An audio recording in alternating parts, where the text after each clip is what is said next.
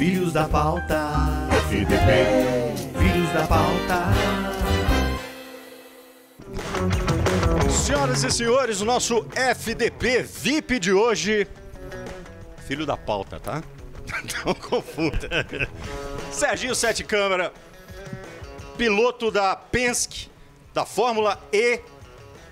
Eu falo Fórmula E, não vou falar Fórmula E. Pô, tá bom, Domênico, Fórmula E. Da Fórmula E, e ele vai explicar pra gente, claro, ele já pilotou carro de Fórmula 1 também e tudo mais, e ele vai explicar pra gente a minha primeira pergunta, e eu quero dizer pra você que eu sou absolutamente ignorante em automobilismo, tá? Então você vai ter que explicar pra mim que nem pro jardim de infância. A única coisa que eu sei é que um carro é a gasolina e o outro é elétrico, tá certo? Não. Assim... Cara, você deve saber mais do que eu sei de futebol, então tranquilo. Então é o seguinte, nas duas modalidades, são as duas modalidades, digamos, mais rápidas hoje, né, do automobilismo, né? Qual a principal característica da competição da Fórmula E? Fora o carro ser elétrico, evidentemente. Bom, a principal é essa, é uma proposta de uma categoria 100% elétrica, isso foi uma categoria de Fórmula 100% elétrica, e isso foi, ela foi pioneira nisso, e até hoje é a única categoria de Fórmula 100% elétrica, ela tem até um acordo com a FIA até 2040, é a única categoria que pode ter esse formato, e depois a Fórmula E também, por ser elétrica, não tem poluição sonora, não tem emissão de gases, a gente consegue correr nos centros, né? Às vezes muitas cidades não aceitam corrida de Fórmula 1, é barulheira enorme e tal. E, principalmente na Europa, as cidades começam, elas têm certas zonas da cidade onde você só pode entrar com carros de certa nota de emissão. Então você toma até multa, tem câmeras e tal. Isso nas principais cidades, Londres, Roma, Barcelona, Madrid. Então, as cidades elas querem levar para o centro carros que elas querem ter na cidade, né, agora e no futuro. E a Fórmula E encaixa perfeitamente nisso. Então a gente tem muitos circuitos de rua. Essa é outra característica do campeonato. Eu acho isso super interessante, não só porque é mais desafiador para os pilotos. Aqui no Brasil todo mundo fala muito de Mônaco, né, por causa das histórias do Senna e tal, mas a Fórmula E é um Mônaco cada final de semana, porque quase toda corrida é circuito de rua. E também a gente se aproxima mais das pessoas, né? Não tem aquele negócio de ir viajar 2 horas e parar num autódromo que está lá longe, não. A gente vai para dentro da cidade. Acredito que essas são as principais características do campeonato. Aí, antes de eu passar para os meus amigos aqui, a que velocidade vai um carro de Fórmula E? Então, muita gente acha que os carros elétricos são lentos, isso está mudando muito rápido. Hoje em dia, um carro de Fórmula... A geração 3, que vai começar agora essa temporada, já vai bater 320 km por hora de velocidade máxima. E uma aceleração bem mais rápida do que um carro com motor a combustão, né? O torque é instantâneo no carro motor elétrico. A gente vê alguns modelos aí de carro elétrico batendo os recordes de aceleração, né? O carro ainda é pesado por conta da bateria, então nas curvas acaba prejudicando bastante, mas a aceleração de um motor elétrico é infinitamente melhor do que o motor a combustão. A eficiência do motor é muito maior, a resposta, né? Eu não sei quem já teve a oportunidade de andar, poucas pessoas, né, tiveram a oportunidade de andar no carro elétrico, mas quem já teve sabe que a resposta do motor é muito mais rápido, não tem delay nenhum, é instantâneo. Então é interessante. Eu já andei no carrinho de golfe, mas acho que não conta não, né? Acho que não. Acho que é igual diferente. o Domênico jogando futebol, irmão, pelo amor de Deus. Fala, CJ. Não conta, né? Não conta. Serginho, prazer receber você aqui, que legal. Acho que é um papo muito diferente do que a gente está acostumado, do que o torcedor do futebol está acostumado, mas tem muito amante. O Brasil tem muitos amantes de automobilismo. Quando a gente fala do futebol, a gente fala quando um gringo vem para cá que tem um período de adaptação. Porque é outra cultura, é outra língua, é a pressão, é o calendário. Como é que é isso dentro do automobilismo? Você que passa pelo kart, F3, F1, aí agora está na Fórmula E. Como é que é a adaptação do piloto a essas diversas categorias e a dificuldade delas? Leva tempo. Não, é rápido. A gente se adapta rápido. Como é que é essa adaptação comparada aí um pouco do mundo do futebol, que é o que a gente sabe? Existe também. Eu acredito que talvez seja até algo mais difícil para os pilotos. Muda muito de uma categoria para outra de um carro. O futebol... eu joguei... Meio que universal ali? É meio que universal, né? Acredito que os campos têm as medidas mais ou menos padronizado, o tamanho dos gols, então pode mudar o clima, o ambiente, a atmosfera do time, a cultura da equipe, que a gente também tem, aliás, nas corridas, a gente também corre em países diferentes, com climas diferentes, as equipes têm culturas diferentes, mas além disso, entre as categorias, a técnica de pilotagem é como se existisse modalidade de futebol onde a bola é feita de materiais diferentes, onde o gramado tivesse um campo de futebol inteiro de concreto. Assim, literalmente, de Fórmula E para o Fórmula 1 muda muito. Eu faço a comparação dessa forma, conectando com o futebol, talvez não seja perfeito, mas é a forma que eu tenho de explicar para quem conhece mais o futebol. Então a resposta é sim.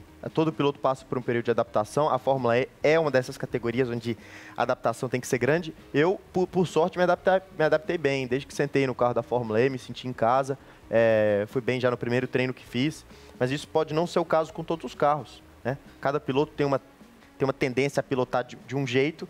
Acaba que o meu encaixa bem com a Fórmula E. Pode ser que outro carro tenha mais dificuldade. Mas no final das contas, um bom piloto acaba adaptando a todo tipo de carro. Boa. Serginho, boa noite. Prazer Valeu, muito grande te receber aqui. Boa noite. Além do seu enorme talento nas pistas, que a gente sabe, conhece a sua capacidade, na minha opinião, você tem o desenho de capacete mais bonito entre todos os pilotos brasileiros. Ô Vinícius, você consegue colocar aí na tela pra gente? O Vini vai colocar aí. E o seu capacete, ele tem alguns traços. Tem que mostrar a parte de trás. A parte de trás eu coloquei uns traços do Senna. Do Senna. É exatamente isso que eu queria te perguntar. Você, infelizmente, não conseguiu ver o Ayrton Senna correr.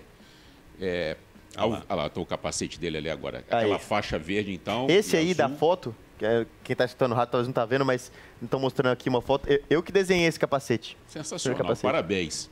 Parabéns.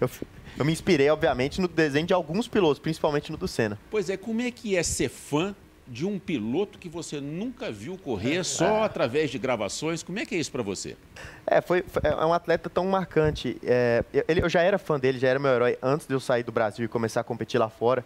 Mas impressiona mesmo. Eu estou conversando às vezes com uma pessoa aqui no Brasil. Eles falam, mas uma pessoa que não entende muito, porque quem entende sabe quem foi o Senna. Alguma pessoa que não acompanha muito fala assim, e o Senna, ele foi bom mesmo? Eu falo, ele foi o maior piloto do Brasil? O maior piloto brasileiro? Eu falo, não, ele não foi o maior piloto brasileiro apenas, ele foi o maior piloto de todos os tempos. E tem gente que opina que é o Schumacher, tem gente que opina que é o Senna, mas é mais ou menos entre esses dois. Quem sabe agora o Hamilton começa a entrar aí no mesmo patamar, mas ele foi um dos maiores pilotos de todos os tempos, na minha opinião, o maior. E isso impressiona, né? Porque a gente vem aqui do Brasil, vai lá para a Europa, todas as equipes inglesas, cheio de piloto da Europa e tal. Então a gente é uma minoria ali. E você ter, né, um piloto que é considerado o mais respeitado de todos, né, o piloto mais rápido que já existiu, ser do seu país, é um motivo de grande orgulho. Então aí que minha admiração pelo Senna cresceu ainda mais. Quando você vê um gringo, um inglês que tem, sei lá, 50 pilotos ingleses que passaram pela Fórmula 1 de extremo sucesso, você vai falar, não, Ayrton Senna, para mim, é o maior de todos. Por que ele era o maior de todos? Qual que é a característica dele? O que fez o Senna criar essa imagem mundial de um mito no automobilismo? O que ele fazia dentro do carro de tão diferente? Assim, para mim, dentro e fora das pistas, ele foi o maior de todos, né? Ele profissionalizou o esporte. Então, a gente vê vários talentos aí passar por diversas modalidades, esporte, futebol, mas aqueles que realmente acabam marcando, fazendo uma diferença, mudando a forma como o esporte é jogado, esses são, na minha opinião, aqueles que mais merecem o reconhecimento. Então o Senna, ele fez isso. Antes os pilotos fumavam e tal, não era um negócio meio... que até hoje existe essa nostalgia, né? Dos pilotos, tal. Hoje em dia, essa coisa dos pilotos cheios de frescura. Tem gente que fala do James Hunt, mas em algum momento alguém ia virar essa chave. É maluco, né? Aliás, o filme que conta a história do Hunt com o Nick Lauda é fantástico, é maravilhoso. Eu recomendo todo mundo ver. Não, é muito legal. Mesmo quem não entende de automobilismo como eu. Não, eu gosto dessa época. Eu admiro muito, mas assim, algum momento alguém ia virar essa chave. E quem virou foi o Senna, né? Até na forma também de conduzir as entrevistas, a forma também como ele puxava o Brasil para cima, ter orgulho do país, saber... Ele tudo, né? Na imprensa, na parte de preparação física, o Instituto Ayrton Senna foi algo que começou após o falecimento dele, mas era uma ideia dele, uma coisa que ele já tinha em mente. E na pista, que essa é a resposta principal, a pergunta o que ele você fazia fez, de diferente dentro do carro? os resultados, né? Os resultados falam por si só, né? Quem fazia pole 1 segundo na frente, quem largava de quarto em uma volta já estava em primeiro, e na chuva. Quando você vê um talento se destacar tanto, aquilo chama a atenção, né? E o Senna tinha isso. Eu não vou citar nomes aqui do futebol porque eu vou acabar falando besteira, porque eu vou ser sincero, eu não acompanho muito, mas é um talento fora da curva e nítido. Até um leigo vendo as corridas, e eu vendo as reprises, os documentários, tudo, né? Porque eu não vivi a época. Você vê que não é normal aquilo. Existem pilotos que fazem isso um dia ou outro, o Senna fazia isso constantemente durante um grande período de tempo. Então, acho que outra resposta, a rivalidade também, né? As grandes rivalidades, né, popularizam o esporte. Ele viveu uma grande rivalidade com o Prost. Então, isso também foi interessante. Acho que tudo isso contribuiu a imagem que o Senna tem hoje, e por isso ele tem esse reconhecimento mundo afora. E é esse reconhecimento, principalmente vindo de quem não é brasileiro, que impressiona. Você vai lá fora e você vê um pessoal francês, inglês, tal, todo mundo, não, Senna. Então, é isso. Mas eles respeitam os outros pilotos brasileiros? Ou assim, admiram não, o Senna, respeitam. Mas você faz parte de uma minoria. Não, respeito. Assim, é lógico que existem níveis e níveis, né? Porque até no Brasil, eu falo assim, por exemplo, o Rubinho, né? Todo mundo brinca com o Rubinho. Rubinho, Pettinelli, ele leva isso numa boa, mas tem que lembrar, o Rubinho é um dos maiores pilotos brasileiros também. O cara correu vários anos na Ferrari, super respeitado. Só que o leigo, a pessoa que só acompanha um pouco, acaba respeitando só aqueles que foram os grandes destaques, os grandes campeões. Mas a verdade é que só de chegar na Fórmula 1 e correr pelas principais categorias, você foi assim, você passou num funil gigantesco e só saiu um e você foi o cara daquela época. Porque na Fórmula 1 se misturam os melhores de várias gerações. Então, num grid muito seleto, né? Tem que lembrar que em outros esportes, às vezes, os melhores estão distribuídos em diferentes ligas, campeonatos ao redor do mundo. Na Fórmula 1, o funil é muito, muito fino. Tem só uma Fórmula 1 e são 20 assentos, 22 às vezes, dependendo do ano. Então, só de você estar ali, você foi provavelmente o melhor da sua geração. São os 22 melhores do mundo, né? Basta pensar, é a pergunta que eu fiz. Entra num carro e anda 300 km por hora, tá? Serginho, só isso. Você tem que fazer uma curva ali na frente. Você está com 24 anos? Isso. Eu conheço o Serginho há 20 anos, né? O Serginho, filho do ex-presidente do Atlético, Sérgio Sete Câmara. Que, aliás, nos dá a honra da presença aqui na nossa arquibancada. Obrigado pela gentileza. E eu lembro do Serginho acompanhando, né, o pai dele em viagens, em jogos do Atlético.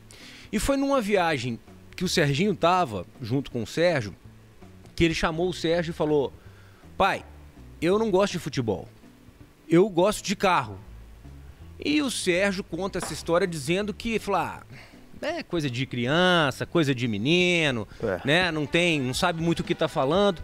Eu queria que você tentasse resumir, porque é uma história longa, né? Como é que começou esse processo? Porque tem muita criança, de repente, nos assistindo e fala assim: eu quero ser piloto.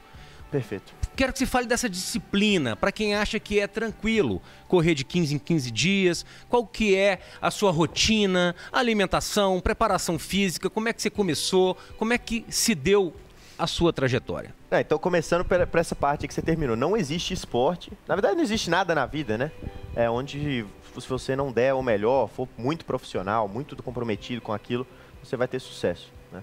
Acontece que no esporte talvez seja um pouco mais ingrato, porque é muito fácil medir performance no esporte, né? É muito fácil ver quem está entregando e quem não está, né? Ele tem isso por natureza. Então, acaba que você precisa de entregar muito resultado se quiser viver daquilo, né? Poucos acabam vivendo do esporte. Então, isso é uma coisa em comum, não é em especial para o automobilismo, todo esporte é assim, eu já convivi com vários atletas. O esporte ensina muito e tem isso em comum.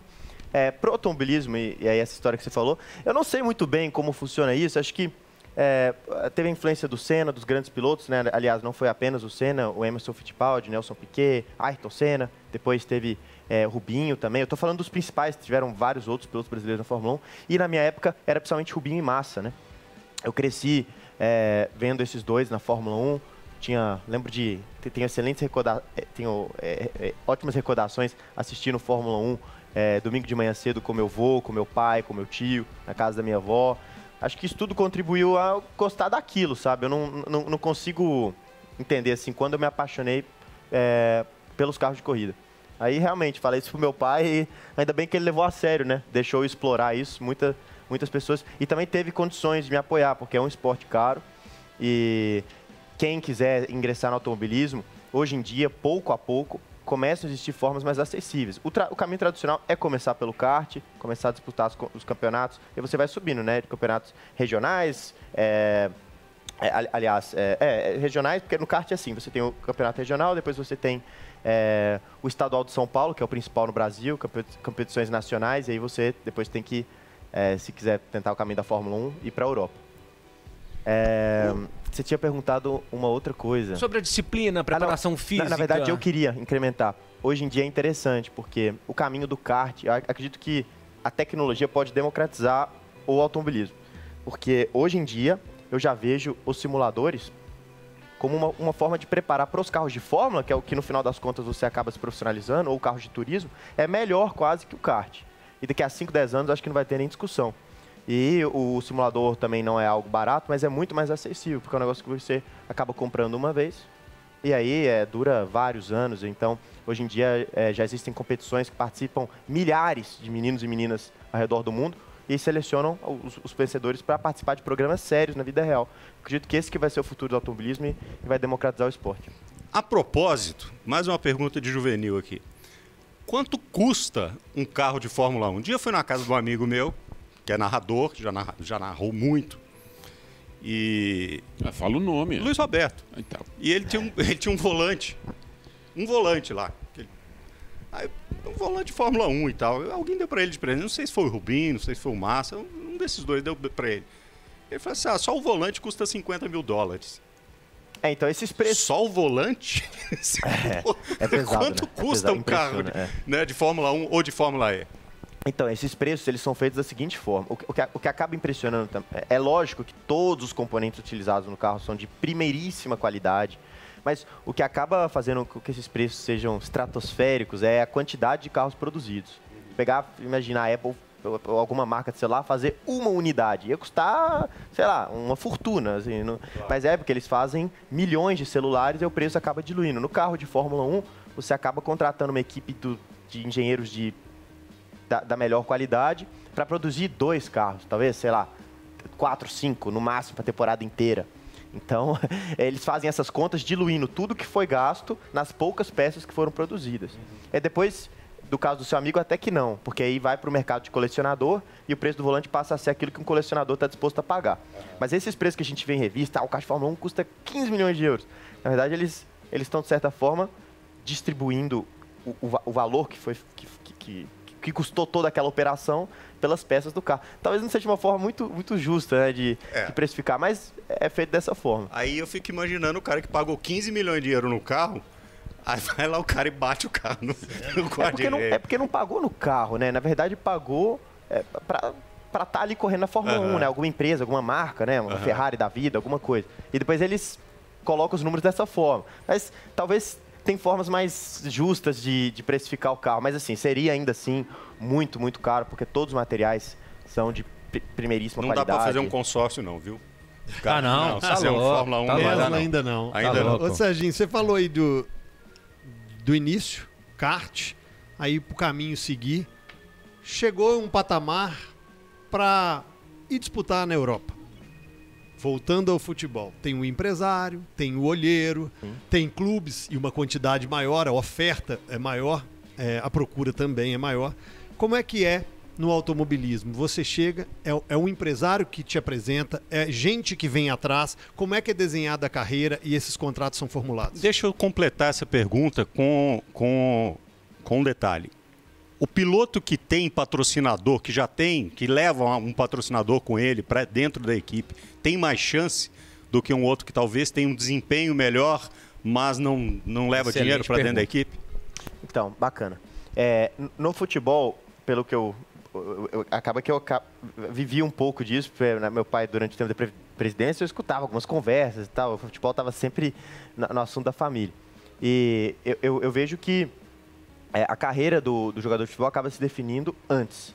Assim, já ia falar pilotos. Os jogadores que se destacam, acredito eu, me corrija se eu estiver errado, com uns 15, 16 anos, mais ou menos, a coisa já está encaminhando, né? No automobilismo é um pouco depois. A única exceção é o Max Verstappen, que foi para a Fórmula 1 com, acho que 16 anos de idade. Todos os outros ali na casa dos 18, 19. Nessa idade, 18, 19, você começou, imagina, eu comecei com 6. Então você faz sua carreira quase que inteira sozinho. Quando eu digo sozinho, lógico que você pode ter algum empresário que te guia, mas geralmente você faz ali, no meu caso foi meu pai o estrategista sempre. Tem outros pilotos que usam outras formas, né? E aí, quando você está chegando ali numa Fórmula 2, uma Fórmula 3 da vida, você está na hora de definir sua carreira. Ou vai ou racha. Você vai para a Fórmula 1, para uma Fórmula E, para uma Fórmula Indy. Você quer se profissionalizar, você quer passar a viver daquilo. E aí, geralmente, são os empresários que te ajudam a conseguir essas vagas. Tá? É feito dessa forma. Você tinha feito 2 perguntas de uma, esqueci da outra. Se o piloto, quando chega na categoria Prime lá, quando chega na Fórmula 1, na Fórmula E, se às vezes o piloto que tem contatos comerciais melhores, sim. Ele leva vantagem contra aquele que tem um desempenho talvez melhor. Os campeonatos, assim, historicamente, assim, passaram a maioria do tempo rodando um formato onde as equipes ficavam em prejuízo. Então, se olhar, sei lá, o balanço financeiro de uma equipe de Fórmula 1, a não ser as primeiras, elas quase sempre fechavam no vermelho. Então, fica naquela sede, né? Precisa de encontrar recurso de algum lugar. E muitas vezes o interessado que traz o recurso, essa parceria comercial, é o próprio piloto. Que é muito estranho, né? Imagina um jogador chegar, sei lá, no Galo e falar, não, eu estou trazendo um saco de dinheiro aqui, eu quero jogar hoje. Eu quero ser o camisa 10 do time. Eu quero ser o camisa 10. Isso não existe, né? Impressionante. Mas o formato, às vezes, é mal feito e acaba criando essa situação onde as equipes de ponta, elas são autossuficientes, mas as equipes do meio do pelotão para trás, elas não são. Então, elas precisam pegar recurso. Então, o que a gente vê hoje na Fórmula 1, mais ou menos 5, 6 assentos, são de pilotos que estão ali, são bons, mas, na verdade, também estão ali porque estão trazendo patrocinador. Então, ajuda. Só o dinheiro não é suficiente. Mas a equipe tem ali 2, 3 pilotos parecidos, ela vai escolher o que leva mais recurso. No caso da Fórmula E, não é assim. E a Fórmula 1 também, ainda bem, está indo para essa direção. Tem um formato muito mais econômico para a equipe tem autoridade, ela fica numa posição onde ela não precisa de ficar escolhendo um piloto por conta do orçamento. E todos os pilotos são profissionais, são remunerados, que é o que tem que ser, né? A equipe encontra o patrocinador e ela escolhe o atleta que ela acha que é melhor, que vai performar melhor. Então a Fórmula E, nesse quesito, ela dá aula, inclusive para a Fórmula 1, porque não tem nenhuma outra categoria no automobilismo onde o grid inteiro são de pilotos profissionais que não é patrocinador.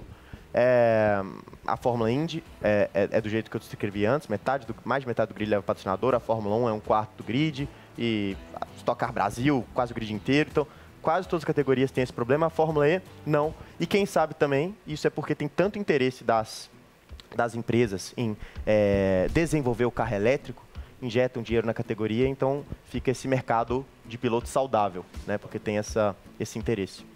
Fala, Guilherme. Serginho, em 2020 você chegou a ser o piloto reserva da AlphaTauri e da Red Bull. Em 21 você foi para a Fórmula E, repete em 22. O que você está projetando para o futuro? Você pensa em Fórmula Indy? Então, eu não fecho nenhuma porta, né? Mas justamente pelo que eu acabei de falar, eu gosto da Fórmula E. Porque na Fórmula Indy você corre esse risco. Primeiro que tem o risco da pista também, né? É raro hoje em dia, mas ainda existe alguns acidentes muito graves, onde o piloto acaba tendo que aposentar, assim, fica com uma lesão permanente. E a Fórmula E não tem isso. A Fórmula E também tem esse mercado de pilotos, que na minha opinião é da forma que tem que ser, onde todos os pilotos são profissionais. Eu me sinto mais confortável correndo numa categoria assim, uma categoria onde, de repente, se você não começar a não ir bem, você tem que começar a achar patrocinadores que vão viabilizar a sua permanência. E eu acredito muito, e o principal que eu não falei, que eu acredito muito no futuro dos carros elétricos, né? A gente tem que lembrar que, eu acredito que a Fórmula 1 vai continuar existindo como um show, inclusive ela está bombando, mas tem que lembrar também que essas categorias existem para... É quase como se fosse a forma das marcas exporem e desenvolverem as novas tecnologias. E a nova tecnologia vai ser carro elétrico. Então a Fórmula E está no lugar certo e vai surfar essa onda de carros elétricos.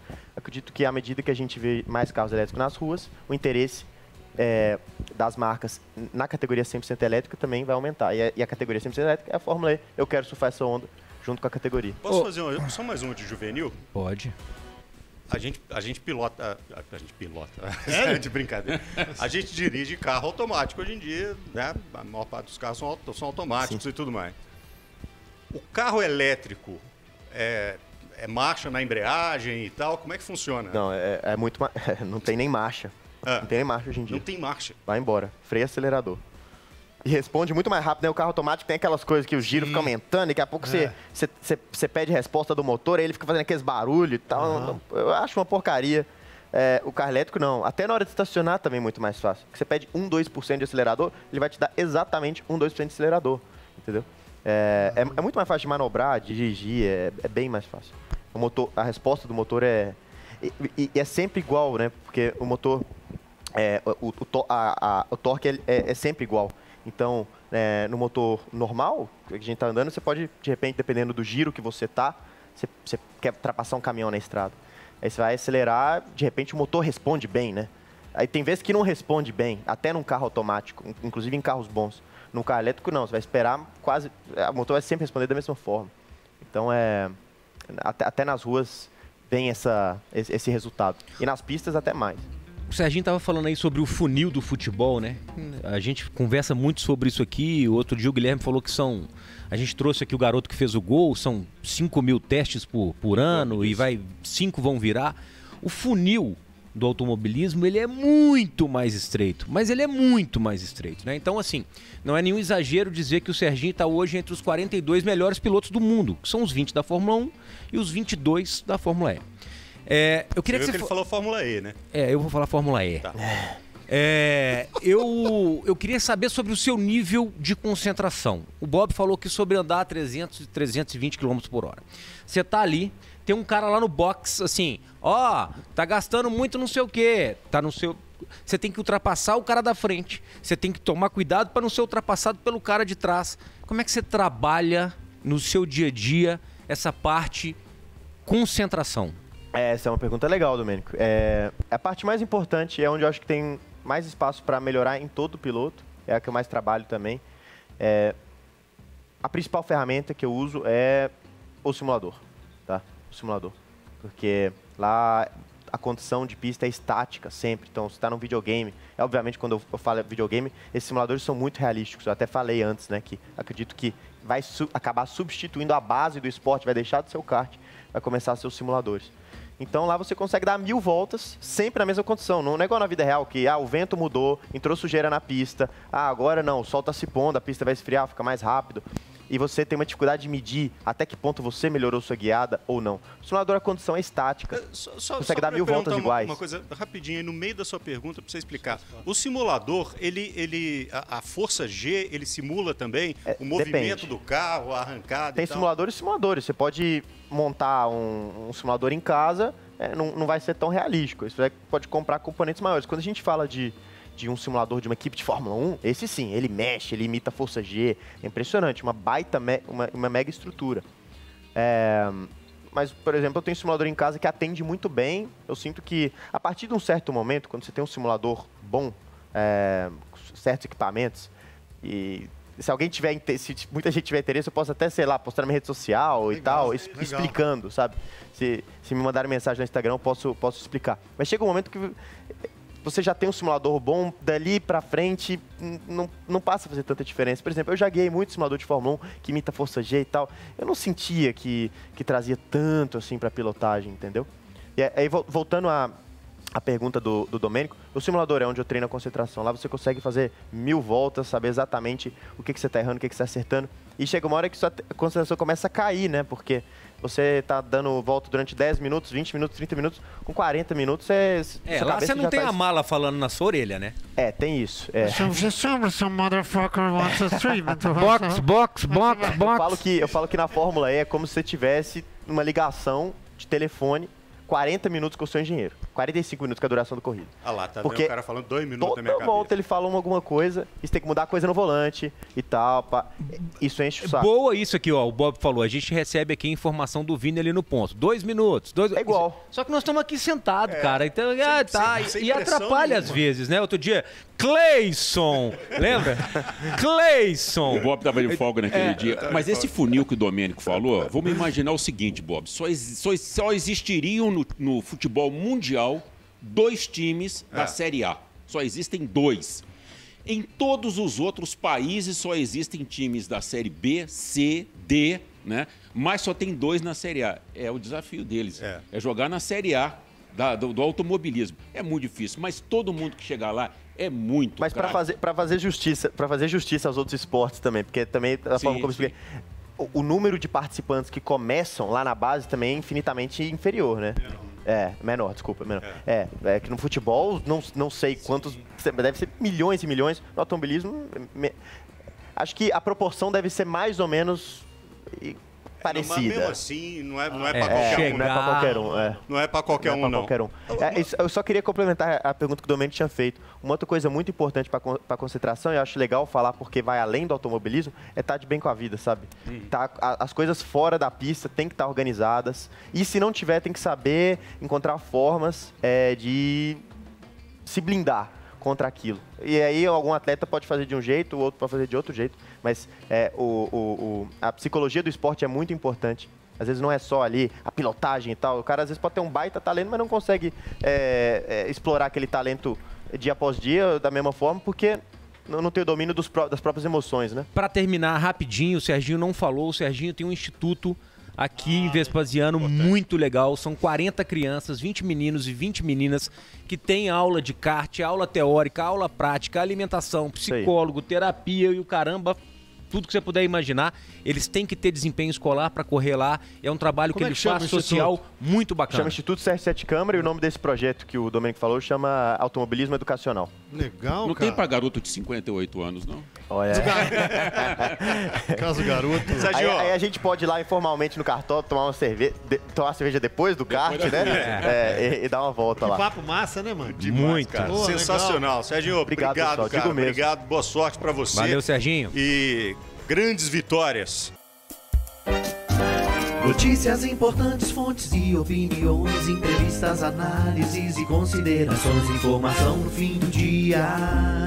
E se o assunto tá em alta, ele tá no FDP. Filhos da pauta, FDP. Filhos da pauta.